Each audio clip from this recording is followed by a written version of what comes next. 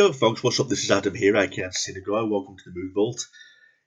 Here to talk about another Disney film, which came out in the year of 1989. You know, lately I've been reviewing a lot of Disney films, taking a short break from horror movies, which I love. But I also have a love for Disney, especially the old Disney, which came out in the 80s and the 90s, some in the early 2000s as well. But I, for one, like Disney back when they were really dark, and they had like a dark feel to them, especially from the villains when they express their true evil. And typical examples like that are Hunchback of Notre Dame, Beauty and the Beast, but several lists of Disney films which are really dark in their own way. Okay. Now, The Little Mermaid, it's dark in some aspects. I suppose that's when you're talking about Ursula the Sea Witch, about how she becomes gigantic at the end, trying to kill Ariel and Eric. The evil laughter, when she's like transforming Ariel into a human. There's several aspects which are dark in their own sort of way, But The Little Mermaid, that came out in 1989. The reason why I want to review this is because it was one that I constantly watched over and over again as a kid on VHS. Up to the point where the VHS tape got ruined, basically, because when I was a little kid, I never stopped watching Disney films. And my mother, who's no longer with us, loved Disney films also, and she particularly loved this movie, The Little Mermaid. What she loved so much was the songs, the voices. I, for one, think the songs are very catchy, especially that one song, Under the Sea. And if I'm not mistaken, I think that won an award. I could be wrong on that, but I'm pretty sure it won an award, Under the Sea, which Sebastian sings with all the other sea creatures. I believe it won an award. I mean, this film, The Little Mermaid, it's not really on for very long at all. An hour and 18 minutes, I believe. Such a short pace. And a lot of story is told in that time. A lot of things are happening in that time. A lot of songs. A lot of colourful animation. There's a lot of things happening in the 1 hour and 18 minutes. I mean, some Disney films feel like they've got to stretch out to like 2 hours long, or even over that amount of time, just to tell a good story. But it's not necessary. Aladdin didn't need to do that. Dumbo didn't need to do that. And The Little Mermaid didn't need to do that. So good time pace. Basically, the film takes place in the ocean. Okay, there's this kingdom. King Triton is the leader of the mermaids. And he has some daughters. And he gets really angry this one evening when Ariel doesn't turn up to a concert, taking part with her sisters. Again, catchy song to begin with. When the film opens up, we've got some nice little music exploring through the ocean, because we've got the ship which lets go of the fish. The fish swims through the ocean, and just that little bit of orchestra, that music, nice and settling. We get introduced to Ariel, who's a 16-year-old mermaid, and she's got a friend called Flounder. And she's absolutely fascinated by humans, about the way they live, the way they dress, what they do in their social lives, items which they use in their daily lives. Anyway, instead of attending this concert, she goes to the surface after finding a few items like a pipe, which the seagull squirrel calls it a snarflat, and a fork which you eat with, called a dingle hopper. So he's misusing the names of these items. Anyway, King Triton finds out that she didn't attend the concert and they went to the surface, and he's been constantly telling her all her life, don't go to the surface because you could be seen by humans. Humans are very dangerous to the species, the mermaids, because they eat fish and, they capture fish on the boats, and they're basically very dangerous, and he's always constantly telling her, but she sees the opposite to her father. She doesn't see what's wrong with humans. She thinks they're very fascinating. Again, like with the way they live, the way they dress, everything to do with humans, she's extremely fascinated by. And she sings that song, A Part of That World, which was a very nicely sung song. Okay. At some point in the film, she comes across the sea witch Ursula, and she's followed by those two sea eels, Flotsam and Jetsam, which lead her to Ursula. And Ursula, the sea witch, says she'll make her a deal where she'll transform her into a human for 3 days, but she's got to get Eric to fall in love with her, kiss her before the sun sets on the 3rd day, and she's got to give up her voice in the meantime and sign a deal that if she fails to accomplish what Ursula wants, she'll be imprisoned by her for life. You know. Again, another good song sung by the Sea Witch, Poor Unfortunate Souls. Very catchy song. You know, but Ariel makes a deal, she goes to the surface, you know, but like I say, she can't talk and she has to use her facial expressions and other types of emotion to get Eric to fall in love with her, you know.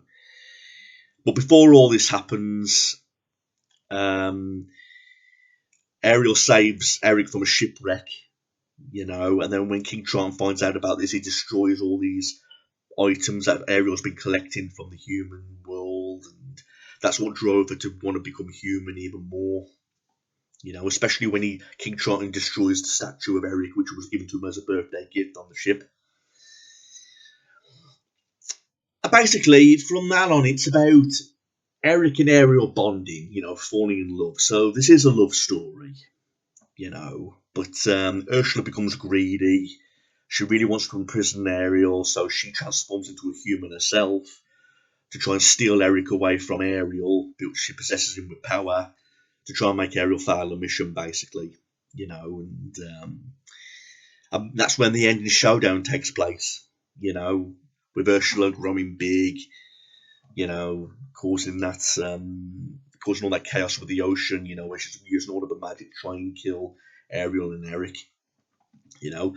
A lot of people say, I mean, there's a lot of people arguing, saying, is Ursula really a villain?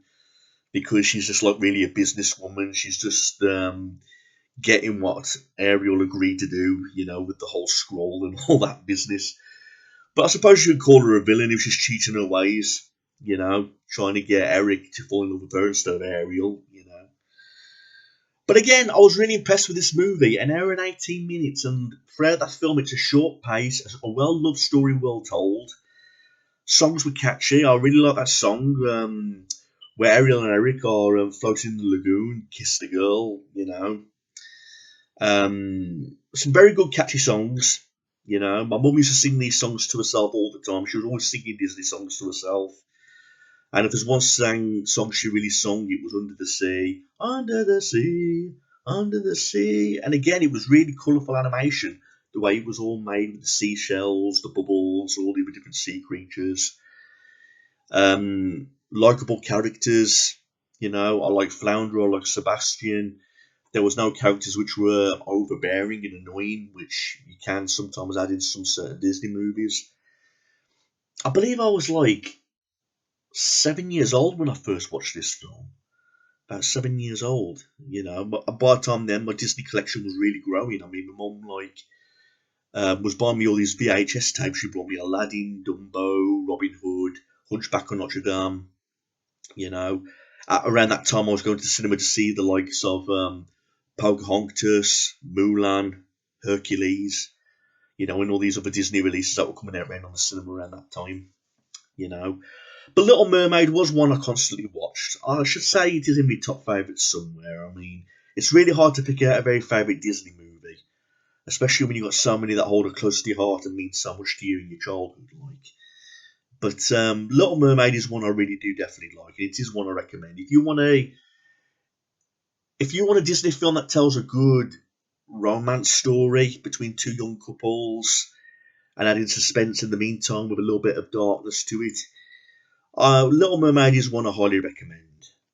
You know, where you got an opposite film, let's say when you talk like Toy Story, where there's no romance or anything like that. That's just like an action adventure. But this is a different type of Disney. You know.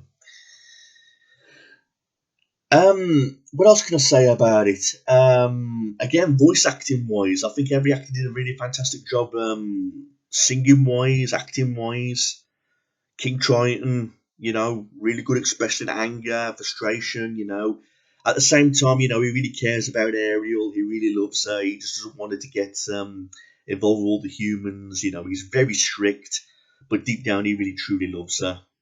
You know, he realizes this at the very end. You know, where when Ursula gets killed and Eric gets washed up on the ocean, he's talking to Sebastian, saying she really does love him, doesn't she, Sebastian? And then he transforms her into a human, and then they end up getting married on the boat. You know, I suppose what the most fun scene in this film would have to be Sebastian and the cook, because there's a scene where Sebastian's keeping an eye on Ariel, and he has this confrontation with the cook, and the cook is like doing his best to try and prepare all the dinner, and he's doing whatever he can to try and capture Sebastian with a knife or whatever, and the kitchen gets like destroyed. Louis the cook, you know, I like his character. His character's really fun. You know, very humorous at the end where he thinks he's captured Sebastian finally, and you know the ship beam comes down and it hits him in the throat, hits him in the face, and knocks out all his teeth. You know, but again, lovable characters.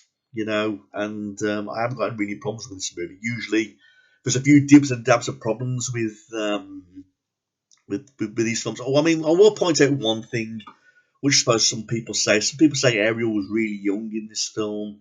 Again, she was 16 years of age, you know. As a mermaid, she's hardly wearing anything from waist up, you know. And they complained at the fact that it's a 16-year-old that's touching up Eric, you know, while he's lying unconscious on the beach, you know. A lot of people complain about that. You know, it's a Disney film. You know what I mean? I mean, it's like some people that cause major controversy with the movie, you know, the real movie, because it's a black woman playing the Little Mermaid. I'm thinking, come on, man, what is this shit? You know, why worry about so many little irrelevant things like that? You know, when they don't really matter. So, again, that's the world of entertainment for you. Controversy and people taking things too seriously when it's just supposed to be a movie, not to be taken seriously, and it's there for viewing pleasure. But yet, some people out there take unnecessary things far too seriously. You know what I mean? Why not just sit back, relax, and enjoy the film? You know what I mean? Why go through all that fucking controversy shit? You know. But anyway, that's all I've got to say about The Little Mermaid, other than I really like it. You know, I've just rewatched it again moments ago, just before I did this review, so I made sure I didn't miss any parts. Again, really enjoyed it. It was like going back in time, being a little kid again. Again, what do you think about The Little Mermaid? Is it one of your favourite Disney films? You know, I'd like to hear your views about it, everybody. Leave them in the comments below, and we'll see what we go from there. All right, thanks for watching this, everybody. Peace out and have a nice day. Peace.